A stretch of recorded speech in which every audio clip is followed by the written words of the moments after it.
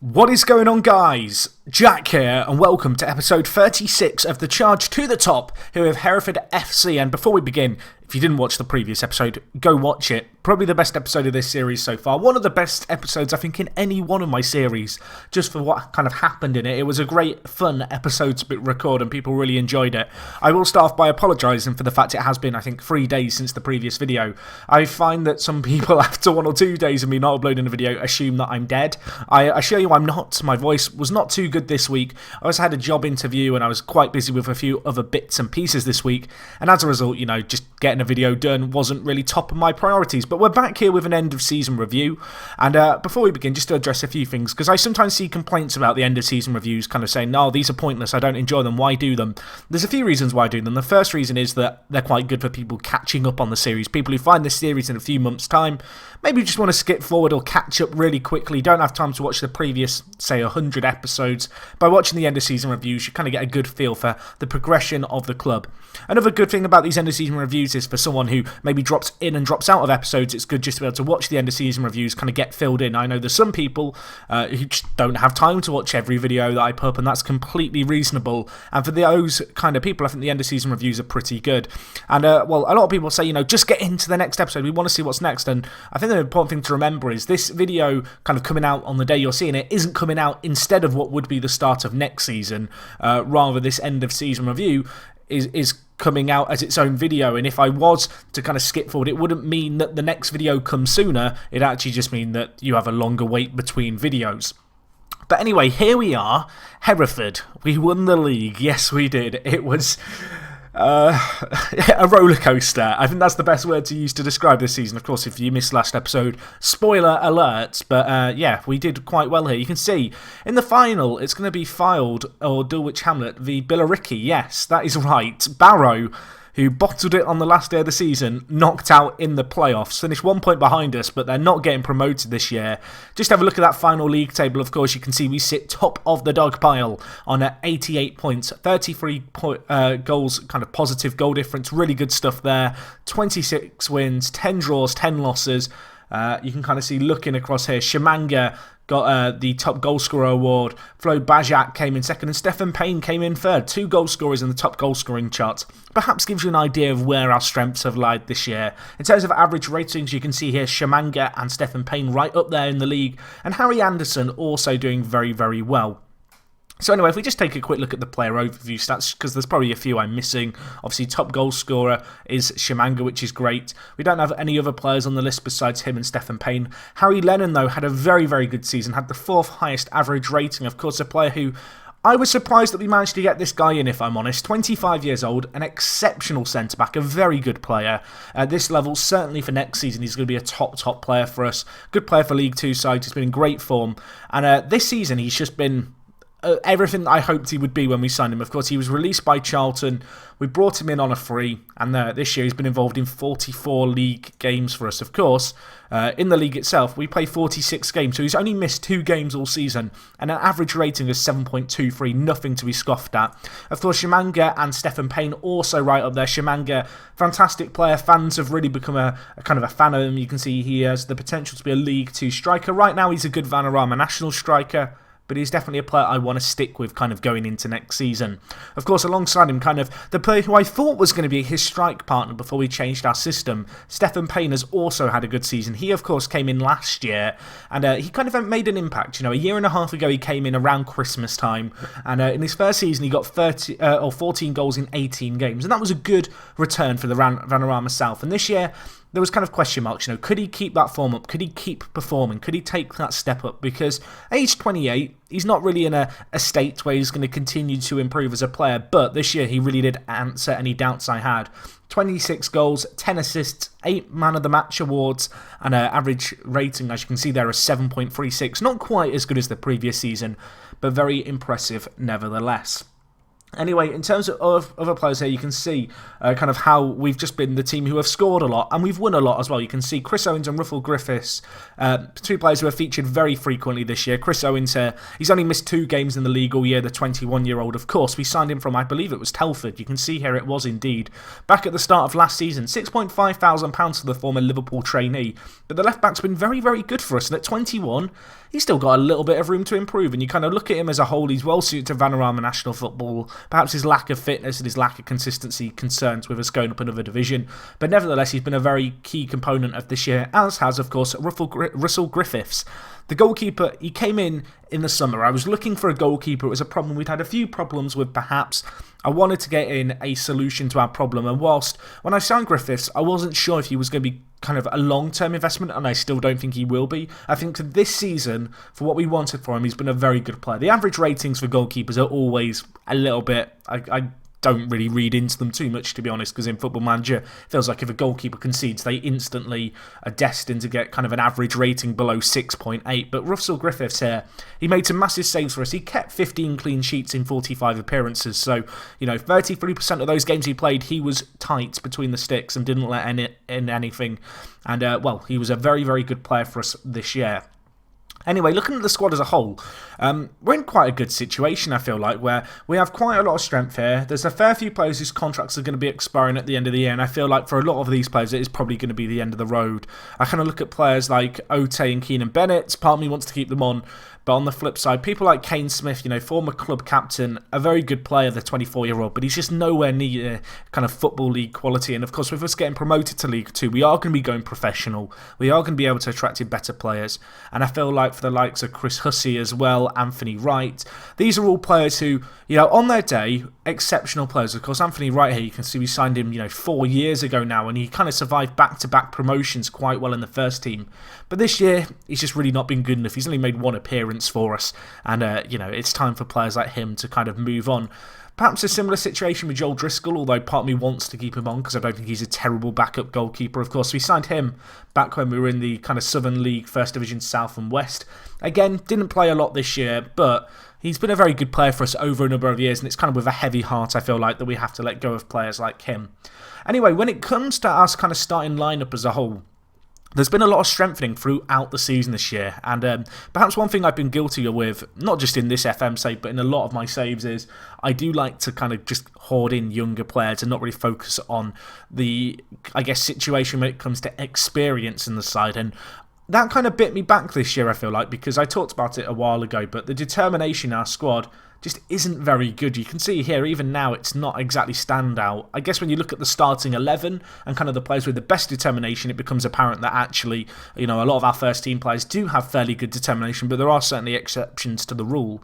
But it was very important that we brought in experienced players this year, and players like Scott Wiseman have certainly added to that. The 34-year-old, Gibraltar international, a very good right back. Next year, I'm a little bit concerned about his kind of pace deteriorating further. He is 34 years old now, but this year he's been very, very good for us, and he does offer great experience. But players like him, Mizag as well, 29 years old, a very good centre-back. Mizag definitely got a few years left in him, very much a Football League quality centre-back as well. And the fact he's consistent and enjoys big matches, that's absolutely fantastic to having a player like this guy, of course, join us halfway through this season. You can see he's had a fairly good kind of, first half of a season here at the club. An average rating of 7.26 for him across a number of games.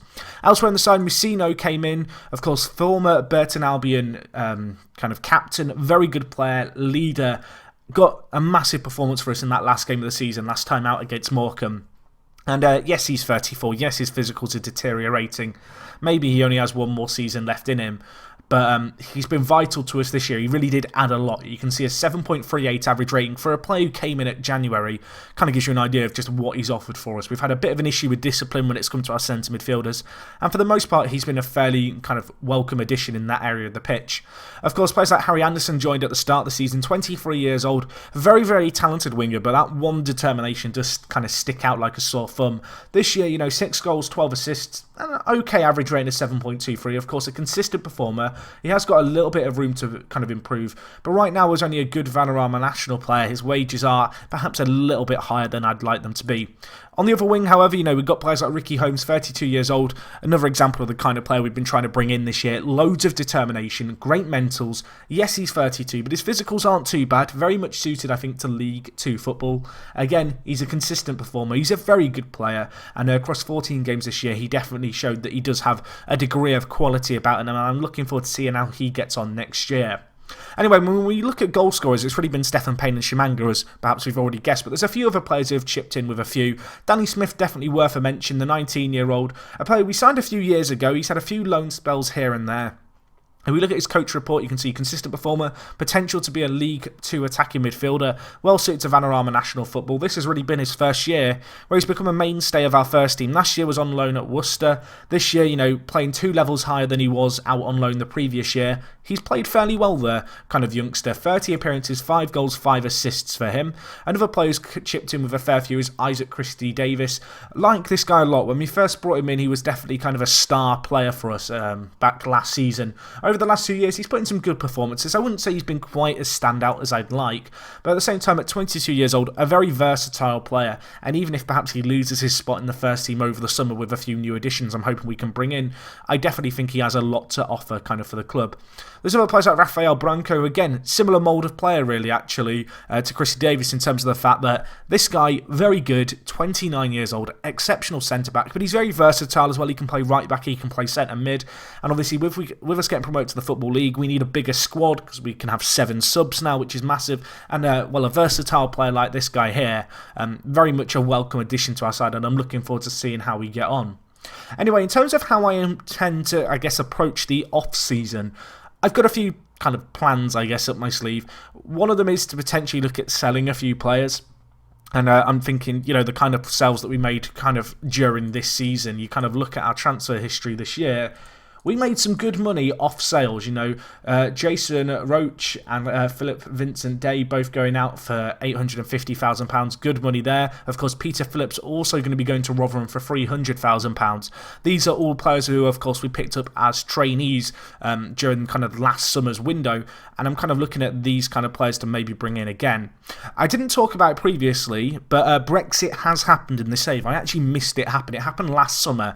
If you don't know, in Football Manager 2017, you have Brexit that will happen. It'll happen randomly in a save. It happens, I believe, in June. It's guaranteed to happen kind of at the end of June. I actually missed the news item, so I'm now going to put it up on screen to get this, because I didn't have an autosave that had this item in my inbox. I actually had to load up my save and repeatedly continue over the previous June to trigger this. If you don't know, the Brexit kind of scenario can happen 2 to 8 years into a save, I believe. And whilst that can vary, on a save, the actual kind of clauses and the factors of that Brexit don't change. So as a result, I could repeatedly continue, hope that I got that, 2 to 8 year chance. And then from there, I could just cross-reference it. So I'll put it up on screen now so you can see it, but basically the United Kingdom has left the European Union. Gibraltar have decided to, after a referendum, to remain in the European Union. Players coming from the European Union will now need to require a work permit to play in the UK. European Union players already playing in the UK nations have already been given a non-foreign kind of treatment status. They don't require a work permit, and the Bosman rule's been scrapped, and that's the big one. Of course, the Bosman rule basically is our ability, and it's something that I've used in this save already a lot, is basically with a month left on a player's contract, you can sign them for free. You approach them, you give them a contract offer, and whilst we can do that for players outside of the UK, I think 6 months before, in the UK now we actually have to wait for the player's contract to completely expire. So last year, when we were kind of, sniffing around for good, cheap, free prospects, one thing I was doing was looking at players whose contracts were expiring and then signing them, a month before their contract ended on a free. I can't do that anymore. I've got to actually wait for the players' contracts to expire. Of course, with the youth players and the trainees that we've been bringing in, it is slightly different in the sense that they actually get released a month sooner. So they get released at the end of May as opposed to the end of June. Obviously, we brought in a fair few of those kind of released trainee players, and they made us some good money this year. So that's something I'm definitely going to be looking to do again. And I feel like with us now being a professional team, we might be able to get a little bit more quality when it comes to the trainees in our side, and hopefully that will help to improve our team. Anyway, you can see here, looking at the awards ceremony, Stephen Payne did take player of the season, Shimanga right behind him, and Keenan Bennett's not far off either. Harry Anderson got the goal goal of the season. I don't actually remember this goal. Should we take a look at it? Apparently it was a good one. I'm trying to think of what Harry Anderson would have done. I'm guessing he was cutting in on his right foot, but I don't have a clue besides that. Let's find out. Well, this is all very exciting because I don't remember this goal against Dagenham. Of course, over the course of this season, I started the season way before Christmas, and I've been playing it, after Christmas as well. So as a result, this season's taken a little bit longer than most, over a month, kind of in terms of real time. And so I can't remember everything that happened. I'm kind of curious to see this now. I'm hoping that this loading time is worth the wait and it's going to be an absolute banger. What happened? Ote, I guess he goes to Harry Anderson. Does he just hit it from there? Inside on his right foot, bang. I mean, he's not hit it with a load of power. It's not flown into the top corner, but it's a nice strike. I'll give it to him. In terms of our signing of the season, it was actually one of the trainees, those kind of players who I mentioned, the players released. And it was Dale Robertson-Lanson, who was, as you can see here, released by Southampton. We brought him in. He's been a pretty good little player for us. Showing us on a free. His consistency isn't great. He's only suited to Vanarama National North or South football at the moment, but he has League 2 potential. Maybe a player who I can move on for a little bit of money. He played 20 times this year. Didn't really have loads of stand-up performances, but still, nothing to be scoffed at. Shimanga, as you can see, got Young Player of the Season. In terms of our season review, you can see here we were expected to be in the running for a playoff, but we performed even better by finishing top of the pile. Moment to forget, 4-0 defeat against Kettering. Still don't know what happened that day. Match of the season, the 3-1 win against Dagenham, a very good result there. We can do our end of season talk. I'm going to tell the players that I think we can get promoted, and that is exactly the sort of reaction I wanted. Everyone reacting fairly positive to my words there. In terms of our confidence, you can see the board are absolutely delighted by the way things are going. They're delighted, obviously, with the performance in the league. They feel like the decision to sell Malik Hamilton was a bad one. You can see here he's not actually performing that well, and I don't feel like we're missing him, the former centre mid. We, of course, sold on. You can see club stature, obviously, at 100%. Transfers not doing too bad at 55%. Matches 79% there. Squad harmony is good. Performance in competitions has been great as well. In terms of our scouting kind of situation, you can see we've got a few players who have been suggested to us here. In terms of season injuries, we've had a fair few long injuries. Not really to our first team players, but a lot of our younger players have, of course. Quigley was out, his contract's expiring, or has expired in fact at this point. Probably a player I'll release over the summer, unfortunately. But yeah, no real massive first team injuries for us this year, which was a bit of a blessing. In terms of our training summary, Danny Smith, one of the big performance kind of makers. Perhaps not so surprisingly, players like Scott Wiseman and Musino and Ricky Holmes to an extent, all players, the wrong side of 30. They have had concerning performances this year. Anyway, I want to give ourselves a long pre-season, so we're going to have it for 5 weeks. In terms of the players I'm going to be looking to bring in, if I just show you here, I have been doing kind of my scouting stuff. I'm looking at players whose contracts are expiring in 6 months, wages at most £2,500. There's a fair few options here. Are we going to be able to sign all these players? Probably not. Of course, normally I'd be able to approach these players to sign them kind of at the start of June. Can't do that now because the Bosman rule's been removed after the Brexit kind of scenario, but hopefully that won't impact us too much. You can see in terms of our money, our transfer budget remaining sits at £500,000. Our wage budget, £17,800 a week. We've got money to spend, and if you actually look at the finances of the club, we have £1.7 million in the bank. Of course, that's a great sum of money. I will just remind you guys of something that I talked about before, but we have got youth and training facilities being built up. They're going to be finished in about a year and a half's time, and the significance of these is they are going to cost, I think, over £1 million to make. I believe we might also have some stand kind of groundwork that has to be done on one of our stands to get it up to kind of League 2 standards, because there are those kind of requirements there. Hopefully that won't be too costly. So yeah, we've got some good money here. Obviously, we made a lot of money this year. If we look at actually the income, you can see this season, gate receipts made us £1.1 million. That is a £4,000 rise on the previous year. In terms of players sold, £850,000 made there. Very, very good money. You can see here, this year we made a total profit of £1 million.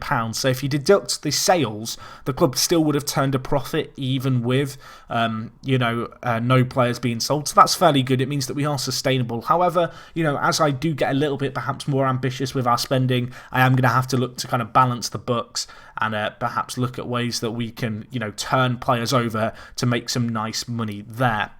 But anyway, I feel like that's all for this end of season review. If there's anything I've missed that maybe I could include in future end of season reviews, the kind of stuff you might like to see, please do let me know.